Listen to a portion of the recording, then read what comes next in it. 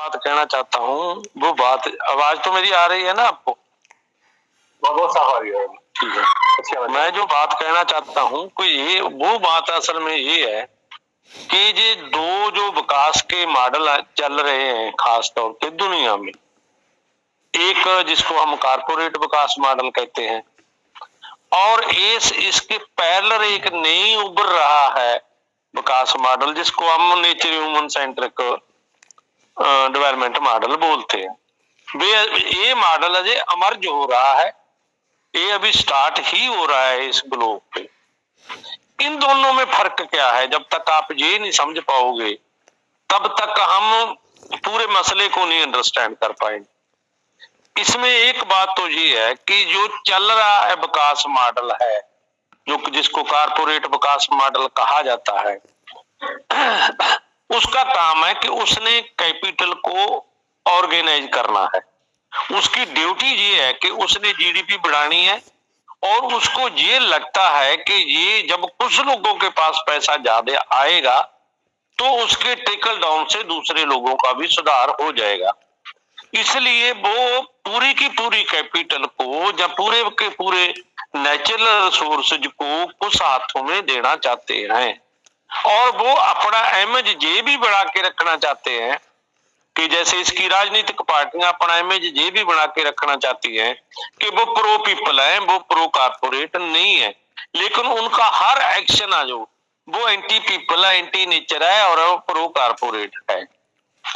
असल में जो nature human centric development model जो अभी इमर्ज हो रहा है, जिसकी बातें हम लोग कर रहे हैं, जो बहुतों को ये लग रहा है यार ये क्या कर रहे हैं इधर उधर की बातें, कोई दुनिया में तो ये चल रही है बात, ये इन्होंने अपना ही क्या राग लाप लिया है। दरअसल ये बात ये हमारा डेवलपमेंट मॉडल ये मांग करता है कि ये जो दो प्रॉब्लम आज ह्यूमन कम्युनिटी के सामने है, इन्वायरमेंट डिग्रेडेशन की और डिह्यूमनाइजेशन की, जिसमें आप गरीबी, बेकारी, ये वो जो भी मर्जी बीमारियां वगैरह जितना भी ये प्रॉब्लम है इनको आप इसमें शामिल कर सकते हो। इसके लिए अब जरूरी है लोगों की इन्वॉल्वमेंट, लोगों की भागीदारी। कारपोरेट कैपिटलिज्म कभी भी लोगों की भागीदारी नहीं चाहता, वो सिर्फ चंद पैसे वाले लोगों की भागीदारी ही चाहता है। लेकिन nature human centric people's movement का जो डेवलपमेंट मॉडल है, या जिसको nature human centric development model कह सकते हैं, हम इसको थ्योरी नहीं बोलते, हम मॉडल ही बोलते हैं, क्योंकि ये अभी थ्योरी के रूप में डेवलप नहीं हुआ, ये मॉडल के रूप में डेवलप हो रहा है। इसका मानना ये है कि जब तक लोग इन्वॉल्व नहीं होंगे तो ना हवा साफ कर सकते हो आप, ना पानी का प्रबंध ठीक कर सकते हो, ना भोजन को शुद्ध कर सकते हो। इसलिए अगर इंडिया में आज भी 60% लोग तो यार सरकारी आंकड़ों के मुताबिक सीधे खेती से जुड़े हुए हैं, जब हम खेती किसानी करने वाले लोग भी ये कहते हैं यार 50% बजट तो बहुत ज्यादा है, क्या 60% लोगों के हिस्से में 50% बजट भी नहीं आएगा? कि उनके हिस्से में सारी की सारी गरीबी ही आएगी? कि उनके हिस्से में सारे की सारियां जो जितनी भी प्रॉब्लम में वो तो उनके हिस्से में 100% आ जाए, लेकिन बजट नहीं आना चाहिए। क्यों नहीं आना चाहिए? हम कहते हैं कि इसका मतलब जो 50% खेती बजट का मतलब ये कदाचित नहीं है कि ये सारे पैसे इकट्ठे करके फार्मर को बांट देने हैं, ऐसा नहीं करना है। ये बजट इसलिए चाहिए कि जितना डैमेज हमारी सॉइल होगी, जितना वाटर को हमने नुकसान कर लिया, उसकी मतलब जैसे अभी एक रिपोर्ट आई है, मैं आपको पंजाब की एक स्पेशल रिपोर्ट सुनाना चाहता हूँ कि कुछ दिन पहले एक रिपोर्ट आई है कि हमारा जो ग्राउंड वाटर है वो 17 साल का बाकी रह गया है। मतलब जो लाखों करोड़ों सालों से जमीन के पेट में पानी हमारे पूर्वजों ने इकट्ठा करके रखा था, उसका हमने इस कारपोरेट डेवलपमेंट मॉडल ने इतना दुरुपयोग कर लिया है, अब वो 17 साल का ही बाकी बचा है। अब 17 साल के बाद ये डेवलपमेंट मॉडल हमें पीने का पानी, खेती करने के लिए पानी, नहाने के लिए पानी, पशुओं के लिए पानी कहाँ से लाके देगा? ये तो बताओ ना। अगर हमने इतना जो नुकसान किया है तो वाटर रिचार्ज पे कितना खर्च होगा, सॉइल की हेल्थ को डेवलपमेंट करने पे कितना खर्च होगा, और फॉरेस्ट लगाने में कितना खर्च होगा, और पशुओं को की नस्ल सुधारने के लिए कितना खर्च होगा। यार ये पूरे का पूरा एक प्लान बनेगा ना, ये फार्मर को थोड़ी बांटना है रेवड़ियों की तरह के बजट दे दो 50% और फार्मर को बांट दो, ऐसा नहीं है। जो nature human centric development model है उसका मानना ये है कि ह्यूमन रिसोर्सेज को डेवलप करने के लिए और नेचुरल रिसोर्सेज को डेवलप करने के लिए हमें कुछ पावर चाहिए, कुछ बजट चाहिए, साइंस एंड टेक्नोलॉजी चाहिए, और वो तब आपके पूरी काम आएगी जब सब लोगों में जो इसमें लगे हुए लोग हैं उनको ये लगेगा कि हाँ यार ये मेरा काम है, मैं खुद का काम भी कर रहा हूं। इसलिए अगर हम नेचुरल रिसोर्सेज नहीं बचाएंगे तो हमारी आने वाली जनरेशन नहीं बचेगी। मैं अपने आने वाली जनरेशन को कायम रखने के लिए काम कर रहा हूं। मतलब किसी को जिम्मेवारी देने का मतलब है, एम्पावरमेंट करने का मतलब है किसी को जिम्मेवारी दे देना। जैसे हमने इस मीटिंग की एक जिम्मेवारी दे रखी है कि वो मतलब लिंक जारी करेंगे, अब जब भी कोई जुड़ना चाहेगा वो उनको जोड़ेंगे। जी जी हम कह रहे हैं यार उसके पास जोड़ने का राइट है, राइट भी है, लेकिन सबसे ज्यादा रिस्पॉन्सिबिलिटी तो उसी की है ना कि कल को मेरे जैसा आदमी लेट आके भी कहे जी मेरे को तो ज्वाइन ही नहीं करवाया, तो उस पे तो क्रिटिसिज्म आएगा ही आएगा ना बेचारे पे। इसलिए लोगों को शामिल करने के लिए प्राकृतिक खेती जरूरी है, और प्राकृतिक खेती ही हमारे नेचुरल रिसोर्सेज को, हमारी हवा को, हमारे पानी को, हमारे भोजन को शुद्ध कर सकती है। लेकिन हमारे दिमाग में जो कारपोरेट ने जो मुद्दे डाले हुए हैं, थोड़े दिन पहले मैं एक वर्ड का रेडियो है और उसमें ज्यादातर जुड़ते तो पंजाबी हैं लेकिन जुड़ते वो पूरे वर्ड के हैं, और वो उन्होंने मेरे से एक सवाल पूछा कि सुखदेव जी पंजाब की इलेक्शन में आप कौन कौन से मुद्दों को प्राइमरी मानते हो। मैंने कहा यार पंजाब में सबसे प्राइमरी मुद्दा तो फ्रेश एयर का, फ्रेश वाटर का और फ्रेश फूड का है मेरे मुताबिक तो, क्योंकि इतनी तेज हवा है आज हमारे पंजाब, मतलब 30 किलोमीटर की स्पीड से हवा चल रही है, लेकिन फिर भी हमारा एयर क्वालिटी इंडेक्स 164 है, जेड़ा 40 से 50 के दरमियान ही रहना चाहिए। 164 है, और कितनी तेज हवा से, 30 किलोमीटर पर आवर की तेज हवा से। लेकिन मैं हमारे सारे साथियों को ये कहना चाहता हूं कि यार आप अपने एरिया का एयर क्वालिटी इंडेक्स तो चेक करके देखो ना, ताकि पता लगे यार मेन इशू तो है फ्रेश एयर का है, और पीने वाला पानी हम मुल लेने के लिए तैयार हैं, और हमारा जो नेचुरल वाटर था और वो हमारे हाथ से छिन गया है। अब तो सारे का सारा पैसे से खरीद के पी रहे हो लोग।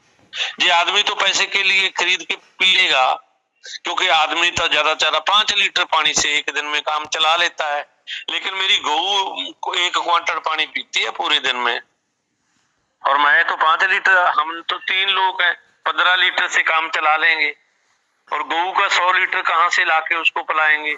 अगर उसको हम मतलब गंदा पानी पिलाएंगे तो जब उसका दूध पिएंगे तो वो नहीं हमारे अंदर आएगा, जब उसका घी खाएंगे तो नहीं वो उसके अंदर जो हमने केमिकल पानी डाला है उसका असर वो दूध पे, घी पे और मक्खन पे क्यों नहीं आएगा, छाछ पे क्यों नहीं आएगा, दही पे क्यों नहीं आएगा, आएगा ना।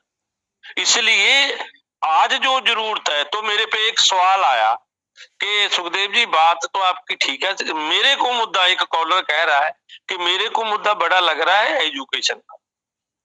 तो मैंने कहा यार एजुकेशन भी बड़ा मुद्दा है, मैं उसको मुद्दे को छोटा नहीं बनाता, लेकिन जब तक आपका बच्चा एजुकेशन कंप्लीट कर लेगा उस समय तक उसके लंग्स काम करते रह पाएंगे, जी आपको श्योरिटी है।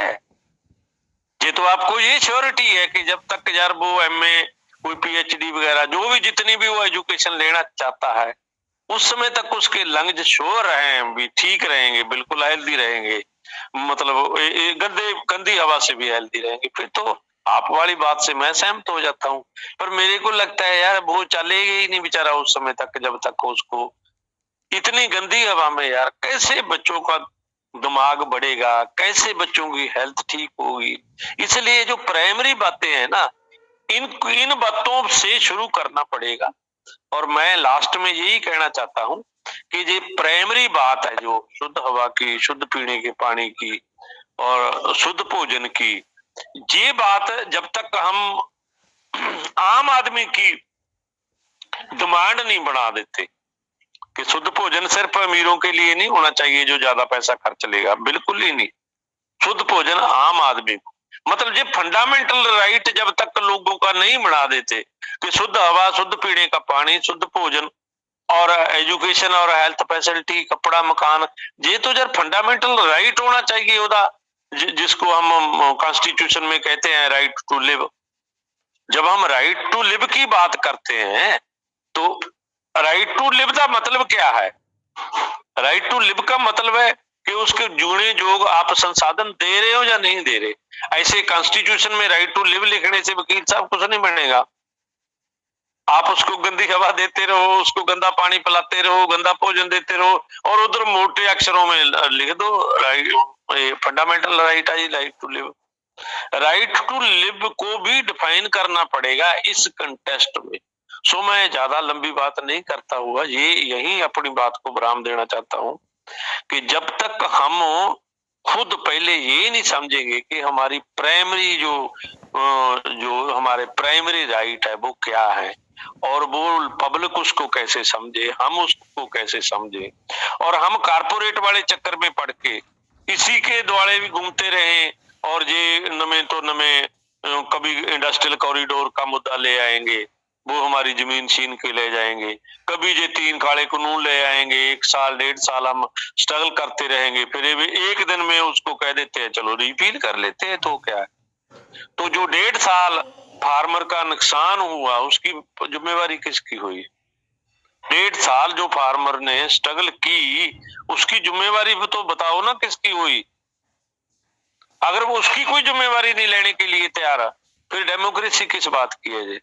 उसकी जिम्मेवारी लेनी पड़ेगी कि किसने ये गलत कानून लाए और उसकी वजह से इतने लोगों का नुकसान हुआ, इतना पैसे का नुकसान हुआ, लोगों को इतनी तकलीफ मतलब झेलनी पड़ी। फिर तो कोई डेमोक्रेसी है यार नहीं। कब जब जी करे ले आओ, जब जी करे रिपील कर लो। जब लेकर आ रहे हैं तब भी ठीक है, जब रिपील कर रहे हैं तब भी ठीक है, फिर डेमोक्रेसी कहाँ रही? इसलिए इन बातों पे हमें गहन चर्चा करने की जरूरत है। वकील साहब ने अच्छा पेपर लिखा, इनका बहुत बहुत हमें शुक्रगुजार होना चाहिए कि ऐसी कंडीशन में इन्होंने मेहनत करके एक अच्छा पेपर बनाया और उस पेपर को हमें लोगों में लेके जाने की कोशिश करनी चाहिए। अगर पॉपुलेशन के हिसाब से भी बजट मांग लोगे यार, ये भी कितना कराओगे? पॉपुलेशन भी 50% से तो ज्यादा है, हम तो 50 मांग रहे हैं ना। इसलिए ये बातें हमें करनी पड़ेगी और ये बातों पे डिस्कशन चलाना पड़ेगा। शुक्रिया। ਇਹ ਸਨ ਸੁਖਦੇਵ ਭੁਪਾਲ ਜੀ, ਕੁਦਰਤ ਮਾਨਵ ਕੇਂਦਰ ਤਲੋਕ ਲਹਿਰ ਦੇ ਕੌਮੀ ਕੰਪੇਨ ਕਮੇਟੀ ਮੈਂਬਰ ਸ਼੍ਰੀ ਸੁਖਦੇਵ ਭੁਪਾਲ ਜੀ।